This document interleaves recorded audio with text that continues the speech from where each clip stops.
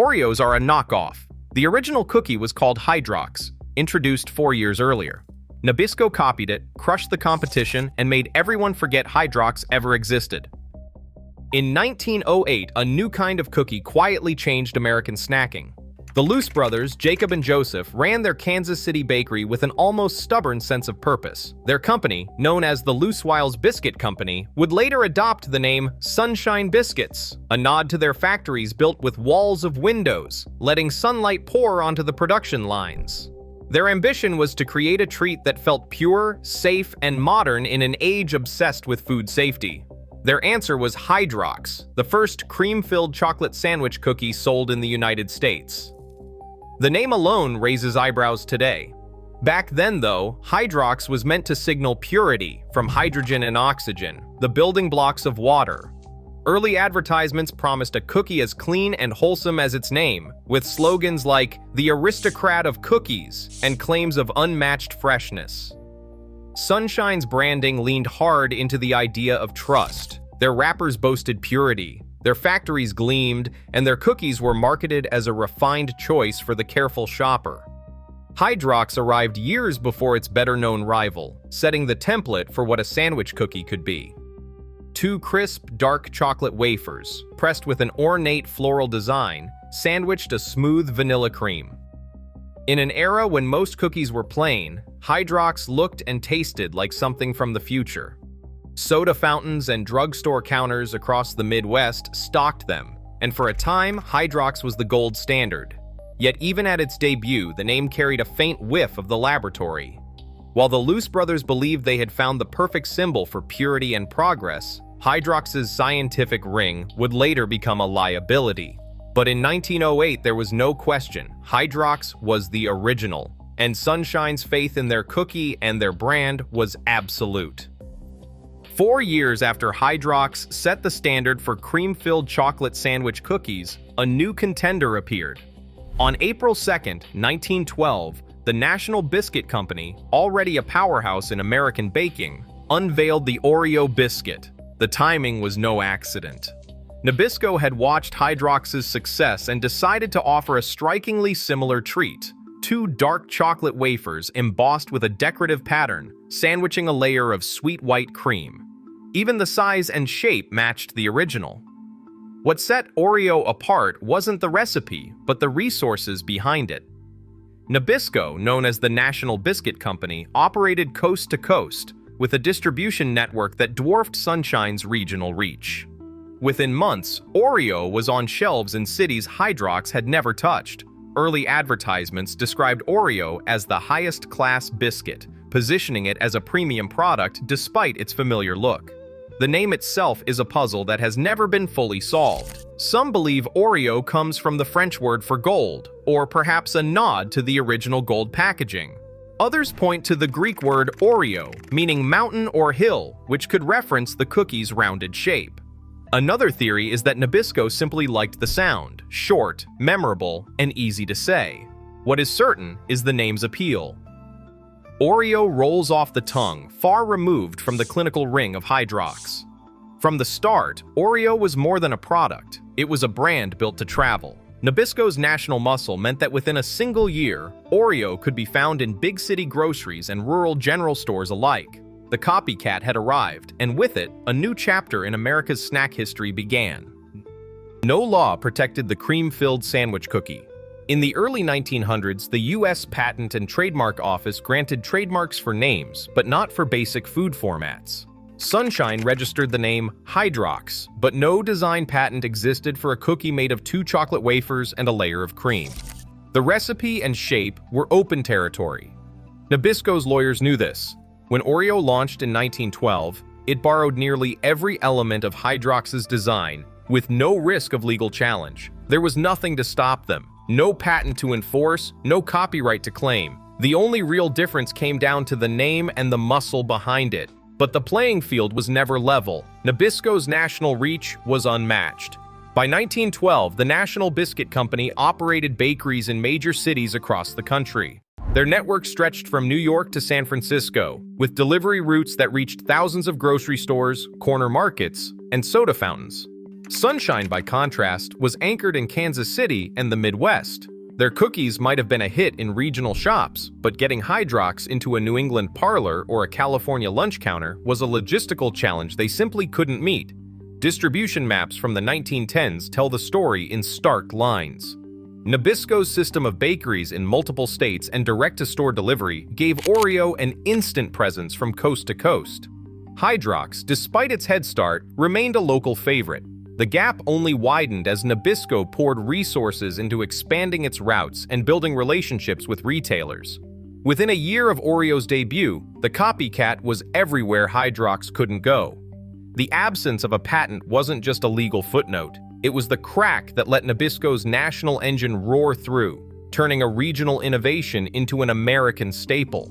The original recipe became a template, and the scale of Nabisco's operation ensured that Oreo would reach and eventually define the mass market. By the mid-20th century, the American cookie aisle was transforming into a battleground of jingles and catchphrases. Nabisco, always quick to spot an opportunity, poured resources into something new, not just selling a cookie, but selling a ritual. The company's advertising shifted from printed claims of quality to the airwaves, first on radio and soon on the glowing screens of post-war living rooms. In 1950, Oreo appeared in its first televised commercial, a 30-second spot that featured a cheerful melody and a mother pouring milk for her children, inviting them to enjoy their Oreos in a special way. The message was simple and sticky. Oreo wasn't just a snack, it was an experience, a moment to share. Soon, a new slogan began to echo across America: twist, lick, dunk. This wasn't just clever copywriting. It was a set of instructions, a playful command that turned eating an Oreo into a miniature ceremony. Children learned to twist the cookie apart, lick the creamy center, and dunk the halves into a glass of milk, just as the jingle suggested. The ritual was easy to remember, easy to teach, and crucially, impossible to perform with Hydrox, whose drier wafers tended to resist the twist and crumble in the glass. Voice actors, never seen but instantly familiar, became the unofficial guides of this new cookie culture. Their sing-song voices promised a little bit of magic in every bite, and their lines, delivered with a knowing wink, helped cement Oreo's place in the American imagination. Nielsen ratings from the late 1950s show Oreo's TV spots reaching millions of households, far outpacing Hydrox's more muted, regionally targeted ads. The numbers tell the story. By the end of the decade, twist, lick, dunk had become one of the most recognized slogans in the country, and Oreo's share of the market had ballooned. What began as a product became a ritual. The Oreo jingle wasn't just background noise, it was a cultural script, quietly teaching a nation how to eat, play, and share. While Hydrox clung to its claims of purity and originality, Oreo was busy writing itself into family routines, after-school snacks, and birthday parties. The cookie wars had moved from the bakery floor to the living room, and the winner was being decided not by who invented the sandwich cookie, but by who could make it unforgettable. By the early 1960s, the American cookie aisle had been transformed. Oreo's jingle echoed from television sets, its blue packaging claimed the best spots at eye level, and its name became shorthand for the entire category. Meanwhile, Hydrox, once the template, began to disappear. Grocery store shelf audits from 1965 tell a stark story. For every Hydrox package, there were 4 Oreos. In some regions, Hydrox was nowhere to be found at all. Even in the Midwest, where Sunshine Biscuits had once ruled, store managers cut back orders, citing dwindling demand and pressure from Nabisco's sales teams. Trade journals of the era did not mince words. One editorial in 1964 described Hydrox as the original, but now a shadow of its imitator. Retail circulars from the same period show Hydrox relegated to small print if it appeared at all, while Oreo claimed full-page spreads and coupon deals.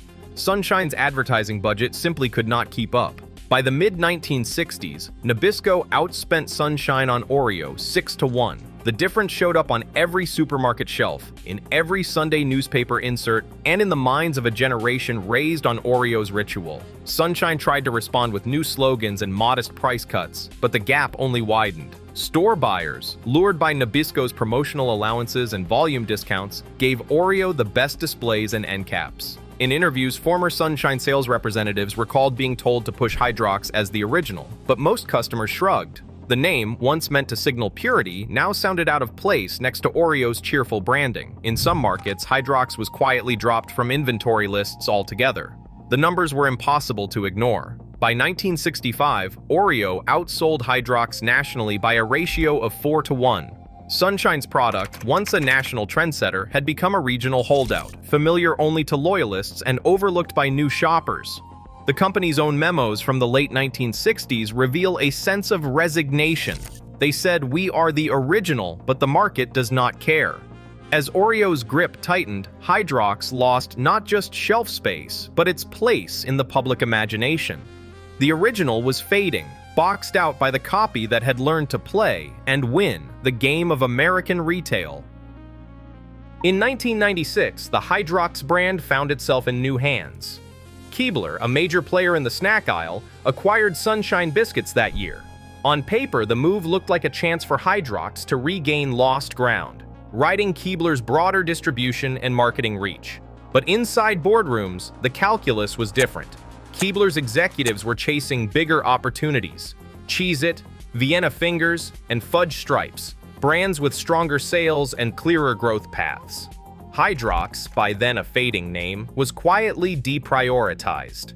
Internal memos from the late 1990s show Hydrox sales slipping further, with supermarket buyers reporting sluggish movement and limited demand. Keebler tinkered with the formula, even rebranding Hydrox as Droxies for a short stint, but the numbers kept falling. The real break came in 2001, when Kellogg's bought Keebler. The world's biggest cereal company now owned Hydrox, but the cookie was a footnote in a sprawling portfolio. By this point, Oreo's market share was untouchable, and Hydrox was lucky to find space on any shelf at all. In 2003, the decision was made with little fanfare. Kellogg's issued a stop production memo, and Hydrox quietly vanished from stores. There were no farewell ads or nostalgic send-offs, just a gap in the aisle where the original sandwich cookie had once stood. The discontinuation left the Hydrox trademark in limbo. With no product on shelves and no active marketing, the name sat dormant, unprotected, and unused. This legal vacancy would later open the door for a trademark grab, but for the first time in nearly a century, Hydrox was gone. The original cookie, once the template for an entire category, had been boxed out, not by a single dramatic event, but by a slow-motion series of corporate decisions and shifting priorities. The story of Hydrox did not end with a bang, but with a boardroom memo and a quiet exit from the American snack landscape. In 2015, a small California company called Leaf Brands pulled off a feat that seemed almost impossible. After more than a decade off the shelves, Hydrox was back, this time not as a relic, but as a pointed revival. Elia Kassoff, Leaf's CEO, had spotted a legal opening. With Kellogg's no longer making or defending the Hydrox name, the trademark was considered abandoned.